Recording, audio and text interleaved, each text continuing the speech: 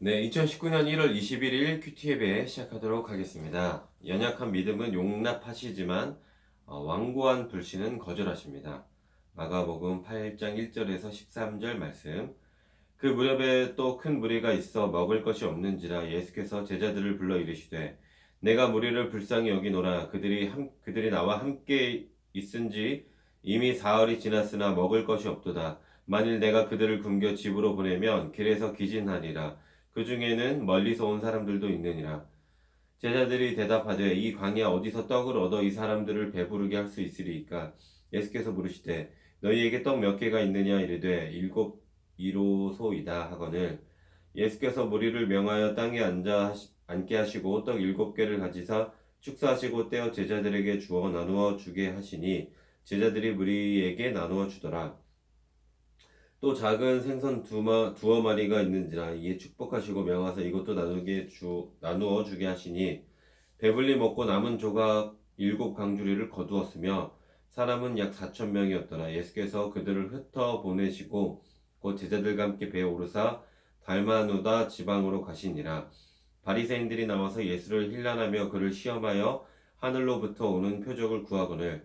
예수께서 마음속으로 깊이 탄식하시며 이르시되 어찌하여 이 세대가 표적을 구하느냐. 내가 진실로 너희에게 이르노니 이 세대에 표적을 주지 아니하리라 하시고 그들을 떠나 다시 배에 올라 건너편으로 가시니라. 아멘. 네, 오늘의 말씀 요약 읽도록 하겠습니다. 예수님이 굶주린 무리를 불쌍히 여겨 축사하시고 떡 7개와 생선 두어 마리를 나누어 주게 하십니다. 약 4천 명이 배불리 먹고 남은 것을 7강주리에 거둡니다. 바리새인들이 예수님을 시험하며 표적을 구하자 예수님은 탄식하시며 이 세대에 표적을 주지 않겠다 하시고는 그들을 떠나십니다. 아멘. 네, 본문 해설 읽도록 하겠습니다. 제자들의 불신과 칠병이어 기적. 믿음은 주님이 행하신 놀라운 일을 잊지 않는 것입니다. 오병이어 이적을 경험했음에도 제자들은 광야 어디서 떡을 얻겠느냐며 믿음 없는 말을 합니다. 광야에서 제자들이 보인 모습은 불신과 우둔함입니다. 이는 하늘의 만나를 맛보고도 원하는 것이 없으면 곧 하나님을 원망하고 애굽을 그리워한 광야의 이스라엘 백성과 다를 바 없습니다. 예수님이 먹이신 사람들 가운데는 이방인들도 있었습니다. 떡이 7개 남은 조각을 거둔 광주리가 7개라는 건 역시 이방인을 상징합니다. 광주리도 이방인의 용어입니다. 오병이어 이적이 유대인을 위한 기적이라면 칠병이어 이적은 이방인을 위한 이적이라고 할 수 있습니다.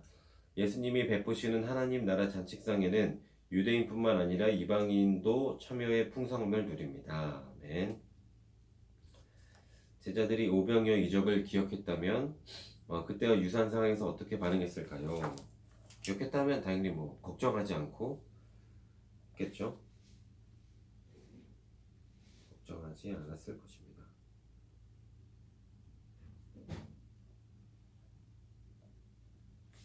은혜의 역사를 잊지 않고 믿음을 이어가는 비결은 무엇일까요?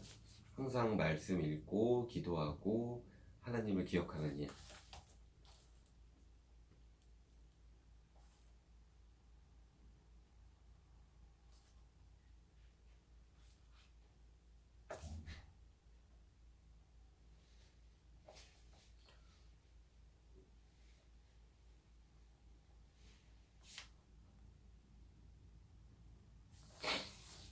네, 두 번째 본문 해설입니다. 바리새인들의 불신. 표적은 단순히 이적만 의미하는 것이 아니라 그 이적을 행하는 이가 누구인지 알려줍니다. 또한 하나님의 계시를 드러냅니다. 바리새인들이 하늘로부터 오는 표적을 요구한 것은 예수님의 능력이 하나님이 주신 것임을 입증해 보이라는 뜻입니다. 이는 예수님을 시험하는 일로 그들의 불신과 적대감을 보여줍니다. 예수님은 불신하는 고향 나사렛 사람들에게 아무 이적도 행하지 않으신 것처럼 바리새인들에게는 표적을 보여주지 않으십니다. 그들은 이미 수많은 표적을 보았음에도 완악함으로 예수님을 거부했습니다. 믿는 마음이 없으면 표적도 무의미합니다. 바리새인들이 표적을 요구하자 예수님이 마음속으로 깊이 탄식하신 이유는 무엇일까요? 그들의 속마음을 알기 때문. 내가 예수님을 더욱 잘 알게 된 표적이 있다면 무엇인가요? 저는 외할아버지가 원래 좀 약간 많이 편찮으셨는데 이제 목사님들이 치료하시는 걸 보고 그때 많이 느꼈던 것 같습니다. 외할아버지. 오늘의 기도 드리도록 하겠습니다. 하나님, 위기 상황이 닥칠 때마다 제 믿음이 여전히 초보 단계에 머물러 있음을 긍휼히 여겨주셔서 가장 놀라운 사랑의 표적인 예수님의 십자가를 날마다 묵상하며 이미 주신 은혜들을 망각하지 않게 하소서. 오늘도 놀라운 방법으로 저를 도우실 은혜를 기대하게 하소서. 아멘. 네, 묵상 에세이 읽고 마치도록 하겠습니다. 믿음의 사업을 선택하기. 복 있는 사람은 김양재님의 글입니다. 저희 교회에 예전에 제법 큰 술집을 운영했던 집사님이 있습니다. 이분이 돈을 잘 벌었는데 예수님을 영접하고 나서 그 일이 하나님이 기뻐하시는 일이 아니라는 것을 깨달았습니다. 그래서 권리금도 다 포기하고 술집을 정리했습니다. 빚을 다 갚고 나니 사업 미천이 얼마 남지 않아 시장 입구에 조그만 가게를 얻었습니다. 원래 복권을 팔던 가게인데 장사가 꽤 잘 됐다며 옛 주인은 계속 복권 가게를 하라고 했습니다. 그런데 교회 공동체에서 그것도 하나님이 기뻐하시는 일은 아닌 것 같다고 다른 장사를 해보라고 권유했습니다. 결국 지사님은 기도하며 떡볶이 장사를 시작했습니다. 그러자 10평도 안 되는 가게에 손님이 몰려들어 아르바이트생을 2명이나 쓰게 되었습니다. 집사님은 이렇게 간증했습니다. 예전 같으면 내가 사장이었는데 하는 교만 때문에 아무 일도 못했을 것입니다. 그런데 전도인의 사명을 갖고 손님들을 대하게 해주세요 라고 기도하자 하나님의 도우심이 느껴졌습니다. 손님 한 분 한 분을 예수님을 대하는 마음으로 사랑하니까 장사는 저절로 되었습니다.